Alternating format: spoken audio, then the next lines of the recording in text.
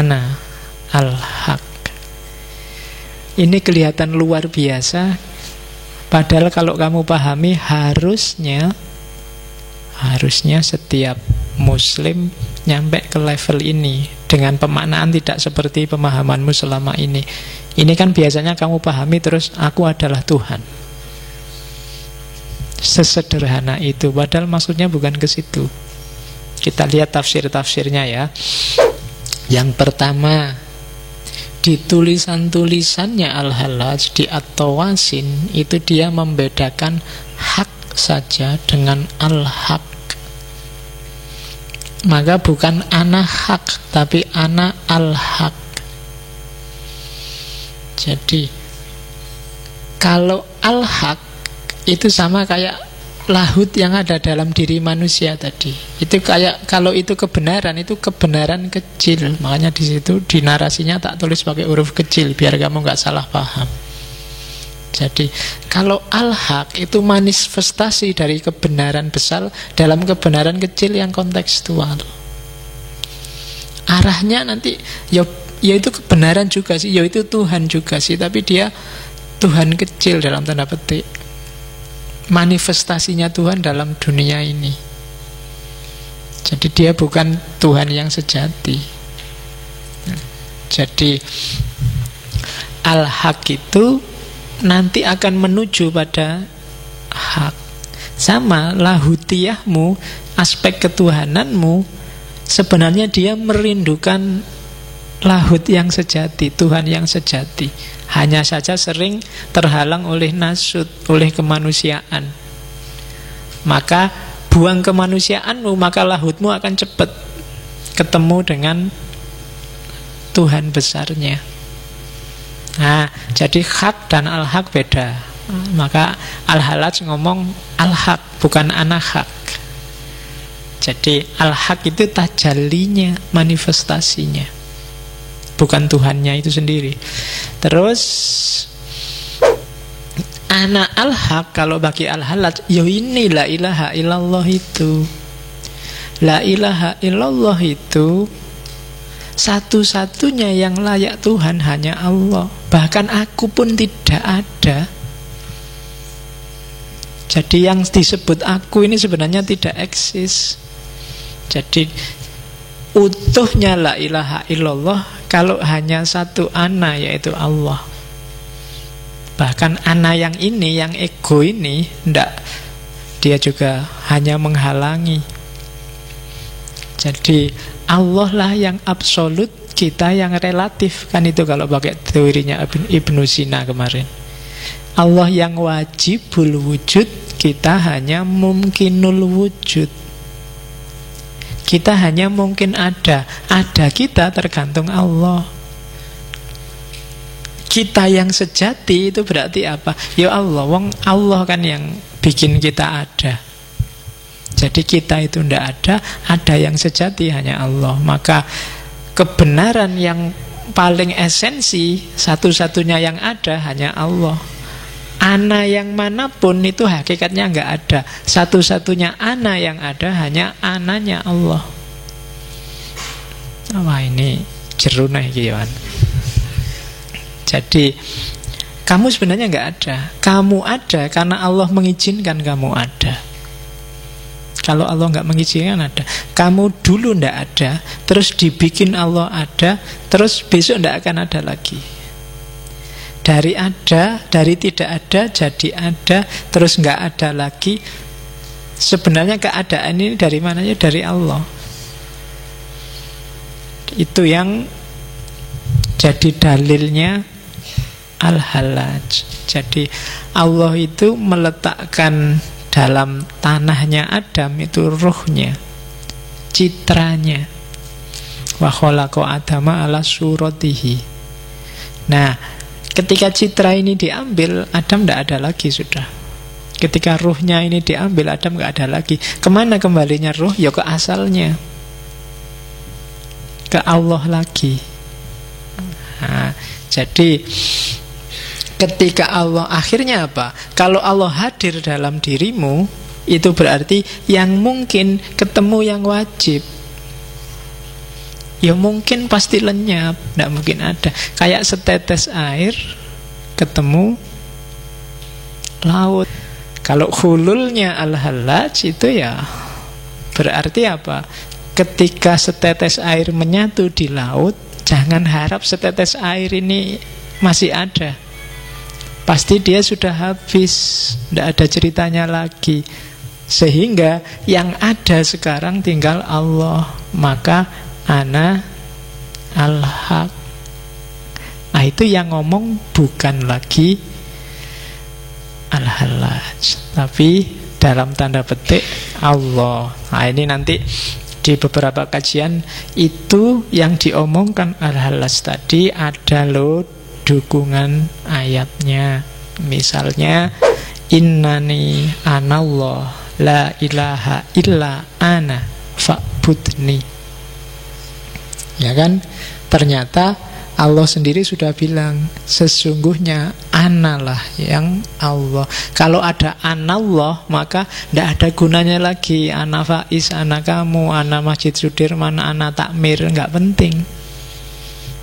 Yang ada tinggal innani anallah, ana al-haq.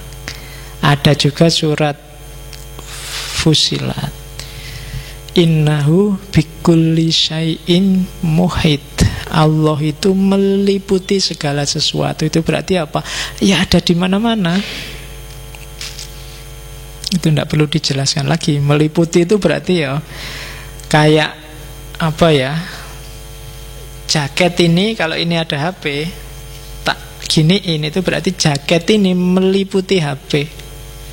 Tidak mungkin ada bagian kecil pun dari HP yang tidak kena jaket itu.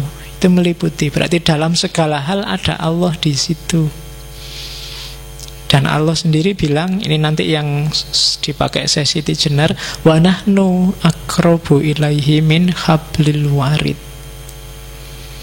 Aku lebih dekat dengannya dibandingkan hablil warid itu ini. Jadi nadi yang di leher. Itu maksudnya apa? Loh, lebih dekat dibandingkan nyawamu sendiri. Aqrabu ilaihi min hablil warid itu berarti apa? Ya Allah itu ada dalam diri kita. Dan seterusnya lah, nanti ngajinya panjang kalau dibaca satu-satu. Termasuk yang terakhir itu wa ma romaita id romaita walakinallaha roma. Kalau kamu melempar, bukan kamu yang melempar, tapi Allah yang melempar. Kalau sudah hulul itu saya bilang tadi, kalau kamu ngomong itu ucapannya Allah, kehendakmu kehendaknya Allah. Oke, kita lihat tafsirnya para sufi yang lain, komentarnya. Katanya Ghazali, perkataannya Al-Hallaj itu karena sudah saking cintanya pada Allah. Cinta itu kalau sudah sangat mendalam, antara pecinta dan yang dicintai itu pasti jadi satu. Jadi kalau cinta sudah sangat mendalam itu jadi satu, keluar satu kata, engkaulah satu-satunya, engkaulah hidupku, kan gitu kamu lagu-lagu itu kan, engkaulah segalanya, kan selalu begitu. Dan itu normal katanya Ghazali. Orang sadar, dan memang jatuh cinta paling tinggi kan pada Allah. Berarti makomnya Al-Hallaj memang dia jatuh cinta yang paling tinggi. Terus ada lagi Attar, Fariduddin Attar itu yang nulis Mantiqut Thair, yang nulis Tadhkiratul Auliya. Katanya Attar, orang Islam ini kok aneh ya. Wong ada manusia jelas sufi, makomnya puncak, bilang anak al-haq kok dianggap salah. Sementara Al-Quran itu kan ada ketika Nabi Musa nyari Allah, terus ada naik ke atas gunung, ada semak-semak kebakar yang bilang akulah Allah. Maka komentarnya Attar, saya heran kita bisa menerima ada semak belukar terbakar yang bilang aku Allah, dan terus kita percaya wong di Quran bilang gitu memang. Tapi ucapannya Al-Hallaj yang wali kok tidak kita terima. Kenapa kamu percaya bahwa semak ini bilang anak Allah? Karena kamu percaya bahwa Allah tajalli di situ. Lawong pada semak-semak aja bisa, apalagi pada manusia. Itu maunya Attar. Jadi sangat mungkin, nggak masalah. Itu komentarnya Attar. Ada lagi komentarnya Sirhindi, Ahmad Sirhindi, ini mursyidnya Tarekat Naksabandiyah dari India. Katanya Ahmad Sirhindi, maksudnya Al-Halaj itu bukan akulah Allah atau akulah kebenaran. Maksudnya bukan pada ananya. Maksudnya apa? Maksudnya aku tiada, hanya Allah lah yang ada satu-satunya. Orang jadi marah karena lihat ananya. Perhatikan bukan ananya, tapi al-haqnya. Jadi itu sebenarnya Al-Halaj ingin menyangkal dirinya, bukan ingin ngaku dirinya Tuhan, tapi ingin buang dirinya, ingin membunuh dirinya sendiri. Jadi anak al-haq itu berarti aku itu sudah tidak penting, aku itu sudah hilang, aku itu sudah tidak ada. Hanya Allah yang ada, Allah yang penting. Jadi itu penyangkalan diri. Tanpa ini tauhid kita nggak akan puncak. La ilaha illallahnya nggak utuh. Nah itu komentarnya Ahmad Sirhindi. Jadi yang kontra lebih banyak lagi, nggak usah tak sebut di sini. Yang mengkafirkan, biasanya yang mengkafirkan pakai dalil zahirnya kalimat. Jadi ngomong akulah kebenaran, terus wah berarti ngaku Tuhan. Tuhan kan tidak di situ, Tuhan di sana. Berarti kamu musyrik, murtad, berarti harus dibunuh. Jadi logikanya simpel. Jadi lihat zahirnya. Oke. Terus teori kedua, hulul sudah ya, anak al-haq sudah. Sekarang teori ketiga, Nur Muhammad. Jadi Nur Muhammad itu, ini kalau bahasa lainnya namanya Muhammad yang spiritual, makhluk pertama yang melimpah dari Allah. Ya disebutnya Muhammad oleh para wali, cahaya Muhammad. Dan inilah sumber segala pengetahuan, sumber segala makrifat, sumbernya cahaya yang melimpah. Dalam diri setiap makhluk ada kandungan nurnya masing-masing. Semakin dia jauh dari pusatnya cahaya, ya semakin redup sinarnya. Jadi sinar ini namanya Nur Muhammad. Cahaya ini diwarisi para nabi, dibawa para wali, dilanjutkan para ulama. Dalam dirimu juga ada, cuma intensitasnya mungkin tidak besar. Ya besarkan sendiri. Dengan cara apa? Mendekati cahaya. Bahkan kalau kamu bisa bersatu dengan Nur Muhammad, disitulah kamu mengalami hulul. Karena tidak mungkin kamu mencapai Nur Muhammad kalau masih terkungkung oleh nasud, sifat kemanusiaan.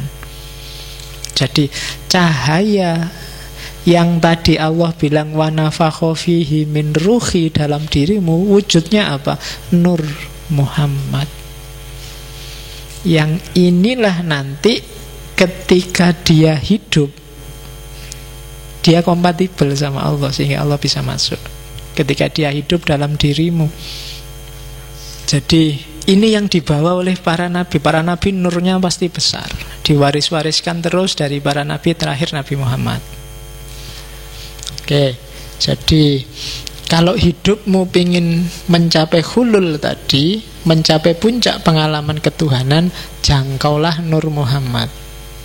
Tadi saya bilang kan, ilmu itu cahaya, hidupmu itu dituntun oleh cahaya. Cahaya itu nanti puncaknya ya Nur Muhammad. Jadi kayak gini loh, kalau kamu ikuti kebenaran, kamu akan selangkah lebih dekat dengan Nur Muhammad. Dekat dengan Nur Muhammad berarti semakin dekat sama Allah, karena dia limpahan pertama dari Allah. Ilmumu tambah lagi, kamu semakin dekat lagi. Ilmumu tambah lagi, semakin dekat lagi. Di puncak keilmuan, itu yang namanya makrifat, kamu akan bersatu dengan Nur Muhammad. Itulah nanti Allah akan hulul, akan halal, akan menempat dalam dirimu. Nah itu maunya Al-Halaj. Jadi untuk jadi orang baik, syaratnya ilmunya harus tambah. Cahayamu akan semakin banyak. Semakin banyak ilmu, derajat. Makanya Allah bilang derajatmu akan semakin tinggi, karena nurmu semakin banyak, cahayamu. Jadi tidak usah milih-milih, kalau ilmu perbanyak aja, dan nyari ilmu yang bikin kamu semakin dekat sama Allah.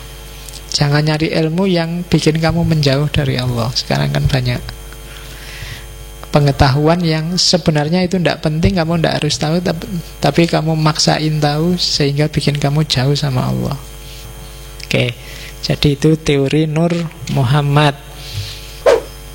Terus ada cerita, jadi waktu dia mau dieksekusi, Al-Halaj sendiri cerita, jadi waktu dia mau digantung, iblis itu datang. Katanya iblis, kok ndak adil ya? Sebenarnya engkau kan kayak aku. Engkau bilang ana al-haq, aku juga bilang aku satu-satunya kebenaran. Kan sama. Lah kok kamu disayangi Allah, aku enggak? Lah kok kamu jadi wali, aku malah jadi iblis? Katanya Al-Halaj, ndak. Aku dan engkau sama-sama mengakukan diri masing-masing, sama-sama bilang ana. Tapi waktu bilang ana, engkau masih melihat dirimu. Sementara waktu aku bilang aku, ya aku ndak ada sudah. Aku ndak lihat diriku sama sekali, aku sudah hilang.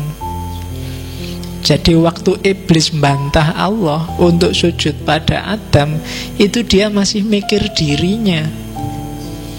Akunya iblis masih ada. Maka lahirnya jadi sombong. Makanya ilustrasinya Al-Quran ke iblis itu kan kesombongan. Bahwa engkau menciptakan dia dari tanah, sementara aku dari api. Masih ada akunya. Katanya Al-Halaj, sementara kalau aku, waktu aku bilang anak al-haq, itu aku sudah nggak nganggap diriku ada, sama sekali nggak ada, egoku sudah hilang. Itu yang jadi kebalikannya. Aku disayang Allah, engkau dikutuk oleh Allah. Jadi akunya. Salahnya Fir'aun juga begitu, karena dia bilang anak al-haq, podo kayak Al-Halaj. Dia bilang aku Tuhan kan, mirip-mirip aja kayak Al-Halaj, tapi akunya kelihatan. Egonya yang akunya lebih besar, bukan Tuhannya, bukan Al-Haqnya. Kebalikannya Al-Halaj. Begitu dia bilang anak Al-Haq, anaknya sudah nggak ada, Al-Halajnya nggak ada, yang ada tinggal Tuhannya. Nah itu problemnya di situ, katanya Al-Halaj. Jadi sebelum dia dieksekusi, dia masih ngobrol dulu sama iblis. Ya, saat mau digantung. Karena ada banyak cerita ketika itu kan saya bilang tadi, dia nunggu 1 hari, dia dieksekusinya lama, dirajam. Itu beberapa momen dia sempat dialog sama sahabat-sahabatnya, termasuk para sufi. Oke, bahkan gurunya sendiri Junaid mengingatkan, Al-Halaj, mbok agak kompromi dikit lah, jangan kaku-kaku. Kalau kamu kaku, nasibnya kayak Sokrates kemarin, akhirnya kamu dieksekusi loh. Tapi Al-Halaj sudah membayangkan resiko itu. Maka dia bilang, wa in kutiltu au sulibtu au kutiat yadaya warijlaya lama roja'tu andakwaya. Meskipun aku dibunuh atau disalib atau dipotong-potong kedua tanganku dan kakiku, aku tidak akan mundur dari yang aku dakwahkan. Nah, kalimatnya itu pas, karena pada akhirnya dia juga dibunuh, juga disalib, juga dipotong-potong tangan dan kakinya, karena memang dia mungkin sudah membayangkan ceritanya akan seperti itu. Oke, ini kalimat terakhir yang tadi tak ceritain, waktu dia lidahnya mau dipotong. Jadi dia bilang, ya Tuhan, lihatlah hamba-hambamu yang telah berkumpul. Mereka menginginkan kematian demi membelamu dan untuk lebih dekat denganmu. Itu kan orang-orang bilangnya kan memang membela Allah, membela Islam.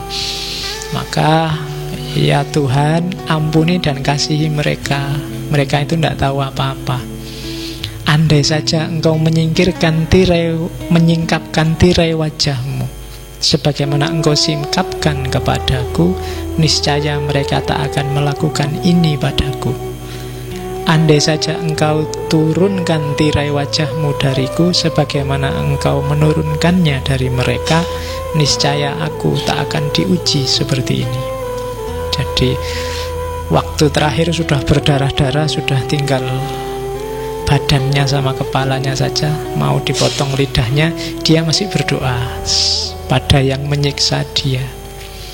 Oke, sedikit saja saya ngomong, bisa tafsir politiknya. Tafsir politiknya itu ada orang membaca fenomena al-halaj itu sebenarnya fenomena urusan politik, kenapa dia dieksekusi, bukan urusan agama. Dan ajaran-ajarannya al-halaj itu bisa ditafsirkan secara politik. Al-halaj ini orang Persia yang taklukannya Islam. Dan sampai hari ini namanya Persia Arab, Arab non-Arab itu kan selalu rival, selalu saingan. Sampai detik ini Iran dan Timur Tengah itu kan masih breng. Terus zaman itu orang-orang Persia, orang taklukan itu namanya kelompok Mawali. Jadi orang Mawali itu orang-orang mu'alaf, termasuk orang Persia yang sepinter apapun dia, jago apapun dia, tidak akan bisa jadi pimpinan. Dia harus hanya ngawal, hanya jadi pegawainya orang-orang Arab zaman itu.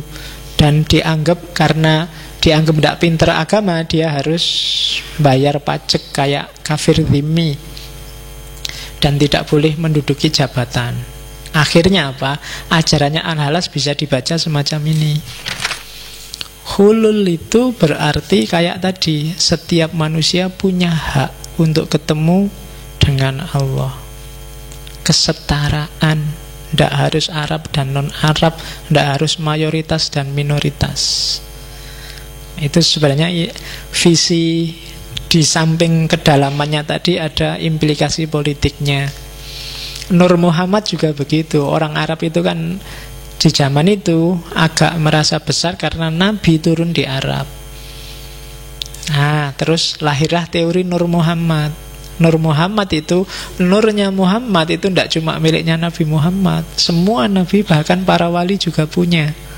Nah, itu sekarang ada saingannya sekarang, tidak cuma Nabi Muhammad. Karena sekarang ada Nur Muhammad, lebih esensial daripada Nabi Muhammad. Sama, Wahdatul Adyan juga begitu. Bangsa Persia yang non-muslim, yang Zoroaster itu kan biasanya agak terdiskriminasi, harus bayar upeti. Ajaran Wahdatul Adyan dari para sufi Persia itu meminimalisir ini, biar orang melihat bahwa sama-sama beragama, akarnya sama, jangan saling mendiskriminasi.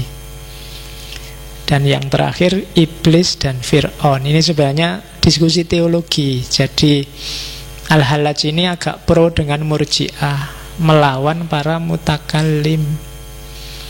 Itu sebenarnya mau ngeritik iblis dan Fir'aun. Iblis itu kan sangat tauhid, satu-satunya yang dia sembah hanya Allah, dan disuruh sujud ke Adam gak mau. Orang yang setauhid puncak kayak gini aja nggak selamat, masuk neraka. Maka manusia yang merasa tauhidnya tinggi jangan sombong. Kamu tetap raiso ngalahke iblis nek urusan menomorsatukan Allah, kan gitu. Sindirannya ke situ sebenarnya. Para mutakalim itu kan sering merasa imannya lebih tinggi, lebih ngerti agama. Begitu kamu merasa kayak gini, itu sebenarnya kamu sudah kalah sama iblis. Iblis itu kan kalahnya karena merasa tinggi itu, dan tauhidnya sebenarnya dia puncak, hanya agak sombong. Maka siapapun muwahhid yang sombong sebenarnya dia iblis. Kan gitu. Orang yang mengklaim dirinya beriman, bertauhid, tapi sombong, pokoknya Allah nomor satu, bela Allah, bela Islam, tapi sombong, maka dia sebenarnya tipenya tipe kamu yang ngomong, bukan aku. Oke, itu kritiknya Al-Halaj. Itu kalau dibaca secara politik. Cuma yang terakhir ini, yang politik ini yang bisa kita diskusikan panjang. Silahkan buka forum sendiri untuk bahas ini. Oke, alhamdulillah sudah selesai dengan Al-Halaj. Kurang lebihnya mohon maaf. Wallahul muwaffiq, wallahu a'lam bissawab. Wassalamualaikum warahmatullahi wabarakatuh.